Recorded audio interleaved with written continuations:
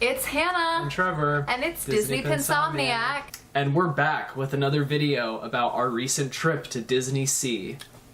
This time, though, we're talking about all of the food that we ate. Ooh, now, let's go. There is a lot of videos on the internet about the food at DisneySea, but yes. Let me promise you that this one is going to be the very best because it is realistic about what you can actually eat in a day at DisneySea.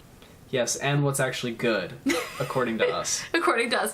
Plus, we also sprinkled in some Food and Wine Festival information as well because we actually were there during the Food and Wine Festival, which means we went to the very first Food and Wine Festival in Tokyo DisneySea, which is kind of cool. Yep. So we started off the day and we got there really early because we were wanting to beat the lines, which everyone knows at DisneySea and at Disneyland Resort in Tokyo get insane. So we got there really early and we went straight to riding some rides, which means we didn't actually start eating until a little bit later in the day. We did bring us some snacks from the Konbini. Melon Pond is always a hit, and we did that because we knew that we were going to be a little bit hungry, but we also knew that we would want to save actual meals for in the parks, right? So after we finished some rides and we had our melon pond in line, we were feeling snacky. It was about like 10 in the morning probably. Yeah. And we went straight to eating gyoza bun long form. Yeah.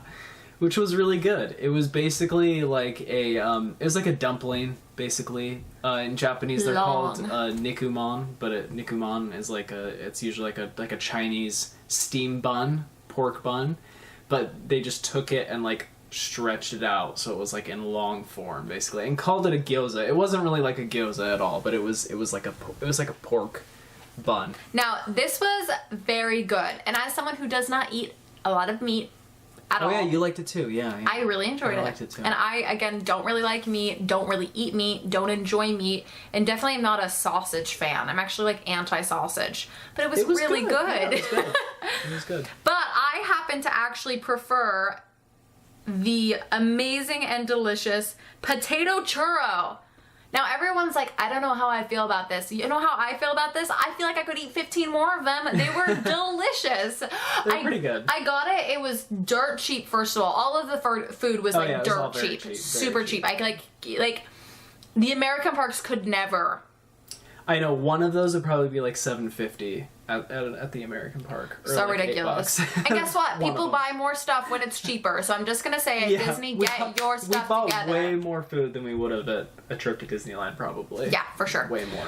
Not just because of the exchange rate was it cheaper, but they actually just priced their food in a cheaper way. The potato churro was amazing. I loved it. I think it was like 150. It was really under cheap. 200 yen. I can't remember. We'll put it in on the.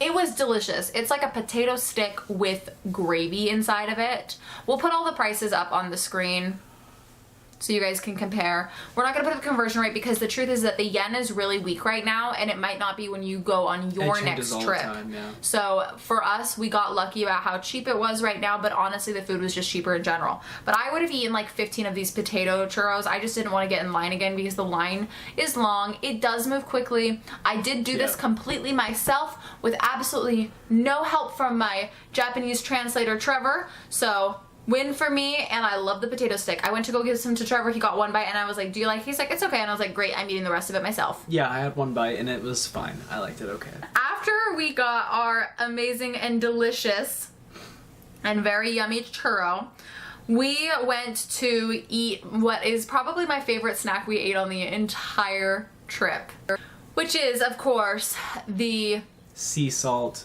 Is it sea salt strawberry raspberry? Sea salt raspberry. Sea salt raspberry monaka, which was really, really good. And we'd heard really good things about it, but actually trying it, it was really so good. Like, I don't think... We got one for each of us. One for each of us because Trevor was like, do you want your own? And I was like, well, we could share. And he's like, can we share? And I was like, yeah, we can share. You'll just get like one but I'll bite. eat a whole bite. So we okay, did totally each sure. get our own, and it was rich and delicious and amazing. And honestly, like, it was a lot of ice cream. Like, I definitely like I couldn't have eaten another one after that.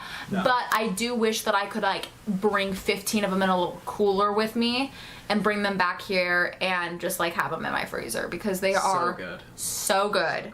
I love a little raspberry filling, and the salt in the ice cream is like so subtle, like absolutely no reason. So too, yeah. Everyone like hyped it up, like it's not that salty, like it's not even, if you can't handle that, then like you got lots of problems. After our delicious eating of that, we indulged in some of the iconic Mike Wazowski melon pan. This one might have been like in a way a sleeper hit for me, because even though it's like a very like, it's like one of the most iconic things I feel like at the park, I didn't realize that it was like full of melon custard. I feel like I've never had that before in a melon pan, so I really liked that part of it. It was like a multi-stage taste experience to eat it. I liked it. It was really good. I have to say that like melon pan, my favorite melon pan I've ever had is at 7-Eleven. That's my very favorite. So I liked it. It was good, but like I mostly let Trevor eat this one because I knew that was like gonna be what Trevor loved the most. It was the most expensive melon pan I think I've ever eaten. Yeah. And of course you cannot leave the parks without trying at least one of the two iconic green men things, which are the green Mike Wazowski melon pan or the three little green men. We did not get the three little green men. We almost did, but then Trevor was feeling a little nauseous and very full, and so we did not, because we ate a lot of food. That we're about to get to. We ate a lot. So this is probably Trevor's number one. Yeah, besides the Monaco might have been my favorite. Then Close. we also, after this, we stopped for lunch after we had been riding rides. And through all of this eating, we are riding a bunch of stuff. So, like, we ate and rode and ate and rode and ate and rode. And we ate Indo curry, which is just Indian curry, but that is what Trevor calls it. I don't know if that's a Japanese thing. Trevor had the chicken version, and I had the vegetable version. This was great because I wanted like a real substantial meal that was going to be filling and was vegetarian, because I can eat meat a little bit. I don't eat it when I'm home. I only ever eat it like on like very rare occasions. So giving me like a bunch of meat for a whole meal, I'm gonna feel a little sick afterwards. So it was nice to have a vegetarian option. It had rice, it had vegetables, and it had naan, and all of it was delicious. It was good, yeah. It was good. It was like pretty, I would say like pretty standard. Like I would say I've had a lot of Japanese curries that are like this interpretation of Indian food, and it was good. It tasted like what I expected it to be, but I enjoyed it. Yeah. I think it's probably one of my favorite things if I had to sit down and pick from like a menu of a bunch of different meals in the parks. This was probably what I would have picked, and I enjoyed it. Was it like something where I'm like, that was the best meal I've ever had at a Disney park? Like, no, it was no Skipper Canteen. Okay. After that, we pretty much just did a bunch of rides until we stopped and we got a popcorn bucket full of butter and soy sauce popcorn. Yeah, which was tasty. It was really good. I really enjoyed it. It almost was like caramelized, how the soy sauce and the butter worked together. I don't think that I could eat a whole bucket by myself, which is, if you know me, I'm a popcorn junkie, and I couldn't do it all by myself. It was like one of the more rememberable flavors from the trip, I feel like, because I can like imagine what it tastes me too. like right now. I can like, still imagine it. Very distinct taste, and it was good. And not to spoil the ending for all of you, but we did get a popcorn bucket that we are going to include in our next giveaway when we do have it. We bought the Monsters Inc. popcorn bucket so that all of you can enjoy that really cool souvenir. We'll make sure to highlight it when we do that giveaway. But we did bring that home for all of you. But it was very yummy. I ate most of it. Trevor did not eat as much as I did. It's still really good though. Really good though. And honestly, a lot of the popcorn lines were really long. This was the one that felt like the most of a balance between unique flavor that I want to try that's different and only can get here, and like, do I actually think I would enjoy this? Right, yeah. for me at least. Like, I know I'm gonna enjoy caramel corn. Yeah. But like, I don't know about curry flavored popcorn. Yeah, some of them didn't sound as appealing to me. I love curry though, but anyways. Yeah. Now, you're probably at this point thinking, that's not that much food. But we finished off the night without actually eating a full meal. Instead, we ate from the Food and Wine Festival.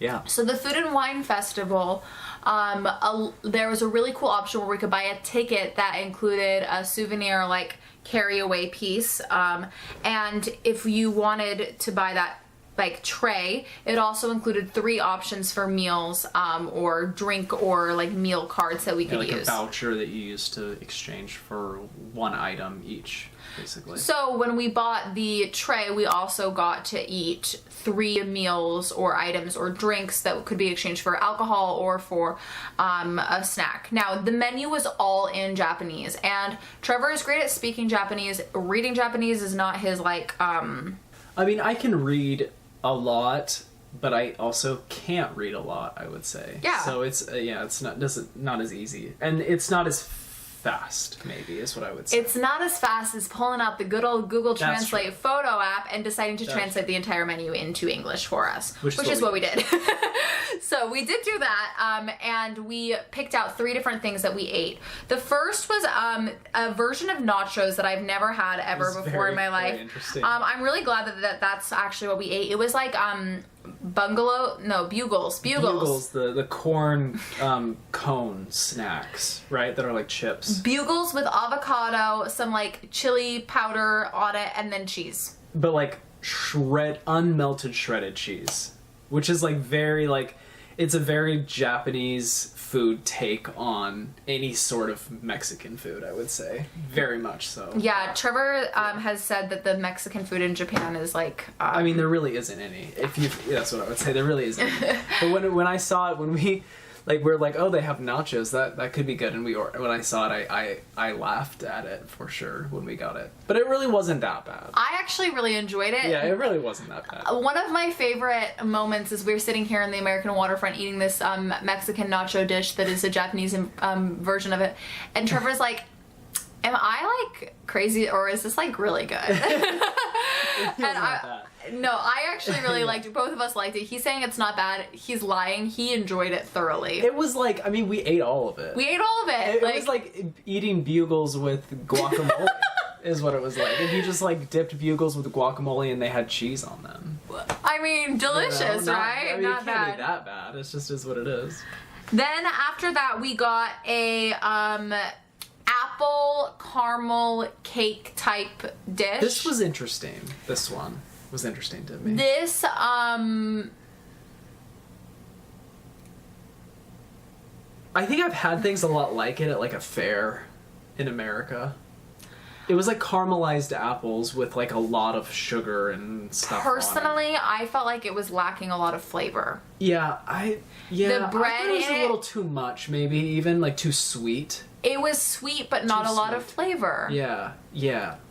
So it was not my sad. favorite thing. It might have been one of my least favorite things actually that I we really ate. like apples, and so it was kind of nice to eat like an apple between all of the other stuff that we were eating there. Yeah, but because it was like a pretty substantial amount of apple and stuff. It just like I felt like it wasn't as flavorful as I might want it to be. I don't know what it was coated it like sprinkled on top. Maybe it was sugar. I don't know. It didn't do.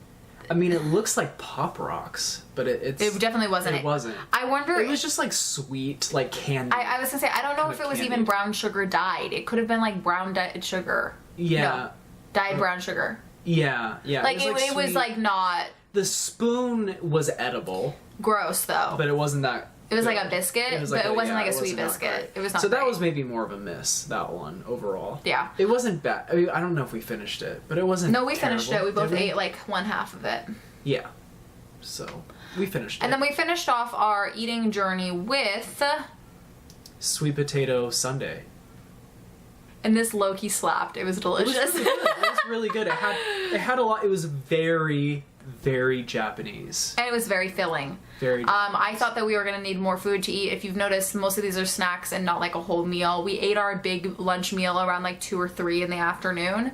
And so it was like kind of like later, and then the parks closed so early that we just ended up eating snacks and this for dinner. I was so full at the end of eating this, though. We had so much food. It had 2 giant sweet potato Mickeys, caramel, ice cream, and then like rice balls, and then mochi. Underneath that, something else. Oh, it had like a senbei, which is like a rice cracker, like rice crackers in it, but like clusters, almost like granola, but rice kind of. Yeah. And then it had also, I think, mochi as well in it, as I think in there. At the like bottom. drinks. It was like a Coke float, so it was basically like I think it had Coke bean paste in it too, maybe at some point. It was kind of like a parfait. Almost. Yes, I was gonna say like a layer of like drink with something mochi or tapioca balls or boba or something. Drink with like some squishy thing. Then we had the rice cake mix. Then we had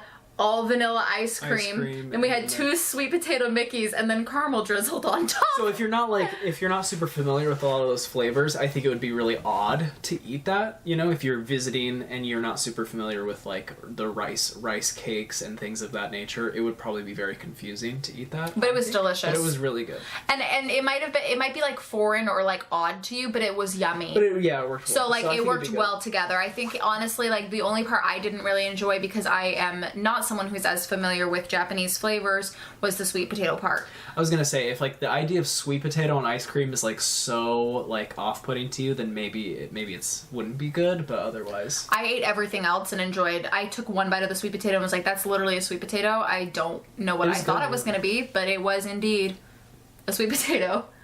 Now, we did get some souvenir snacks that I'm gifting to one of my friends for her birthday, so I'm sure that there are other things that we missed out. Actually, I know there are things that we missed out on in the parks that we could have eaten. I was pushing for us to stay longer and eat more, but Trevor was like, "I'm dying. We've been here for a really long time and I want to go home." It was a long day, and we were just kind of, at least I was still kind of getting over the whole jet lag situation. Yeah, we did this the very first day of being in Japan. Just gotten there basically. So. And I was like, "Let's go!" We walked 30,000 steps that day. It like equaled out to be somewhere around 10 miles, I think. Yeah. So everything we ate, like, it didn't even, calories don't count in Disney. Yeah, it just kind of disappeared. But okay, I have to ask before we end, because I think we're closing, but I wanted to ask you if there was anything that you would have wanted to try, or like next time you want to try that we didn't have. And it could be in Disneyland too, I think. Yeah, I Just would have really liked to have tried the Baymax curry. I'm almost positive that it's the same thing as what we ate in the Arabian Peninsula. Yeah. Oh, I didn't get to say this, but let me really quickly say where we ate all of the things that we ate. Yeah, we didn't really cover that. So really quickly, the gyoza bun is in the Mysterious Island, and so is the potato stick. The melon pond was in the Mediterranean harbor in like the Italian area there. The curry was in the Arabian coast. Mm-hmm. The things we ate for the food festival, like the sundae, the apples, and the nachos, were all in the American waterfront. Mm-hmm. And then the what is this called again? Monaka. The Monaka was in Ariel's Lagoon. The popcorn, last thing that we ate, was in the Discovery Cove. So I think we ate something from almost every part of the park. Except for Fantasy Springs, obviously. But there's a bun, a Donald Duck bun that I would have liked to have tried. I would have liked to have tried the sushi roll. That's like a sushi, like long sushi roll. And I would like to have had at least 2 or 3 more of the potato churros. Wow. Thought about your answer, I see. What about you? I was just gonna say the little green men. That was literally it. Which like I wanted to get, but I was like so full, and we had eaten so many sweets that I was like, I don't want to sit in the line and get those right now. Like I truly, like I remember now, I was like, I don't want that, and so I don't regret not getting them, but I would like to try them still. So we did get a lot of drinks, but they were mostly just from the vending machines. They were Pori Sweat and water. Yep. pretty much. So that's what we enjoyed on our Tokyo DisneySea trip. I hope that you guys enjoyed going on this little culinary journey with us. I will say that the Food and Wine Festival, I think it's really obvious to me that it is catered toward Japanese people, not towards like American tourists. Yeah. And that is okay. They are allowed to have something that is just for the people who actually live in the area that the park is. It also ends June 30th. So if you happen to be going for the opening of Fantasy Springs, you could also get the Food and Wine Pass as well. So you could actually do a double whammy and do the Food and Wine Festival and do Fantasy Springs and get to experience the first year of the Food and Wine Festival and the first year of Fantasy Springs, which would be definitely a trip of firsts for you. Very cool. Thank you so much for watching. Let us know, is there something on this list that you would have eaten? Are you surprised at how little we ate and how full we got? Is there other things that you would have recommended that we try if you've been before? Let us know your thoughts in the comments down below, and we will see you in the next one. Bye!